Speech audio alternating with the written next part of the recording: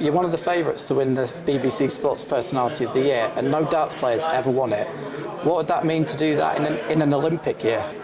It'd be a big thing for myself, but I've not really looked at too much of the person in first. Is it a runner?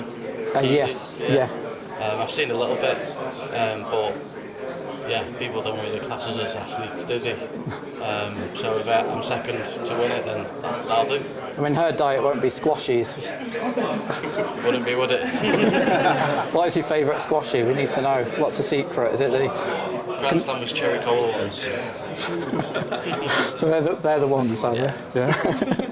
Luke Littler's one of the favourites to win Sports Personality, and a darts player's never won that. How big would that be for the sport? I think it's another feather in the cap for the sport, isn't it? You know, it's I kind of think that Keely Hodgkinson is probably going to win it, isn't she? But I think Luke could at least win Young Sports Personality player. What they call it, Young Sports Personality of the Year. So if he doesn't win the main one, I'm sure he could win that one. And that's still a nice thing to have for yourself. But you know, I've been invited myself, so if I'm there, I'll be there supporting. I was going to say, wouldn't you feel you deserve to be in the running? Well, of course, yeah. I think the only thing I'd find is maybe over the last 12 months, I don't see any other UK British sports person that's kind of dominated a sport and you know, nearly won everything. So, I mean, it's more done on personality in it, so it's not about your achievements.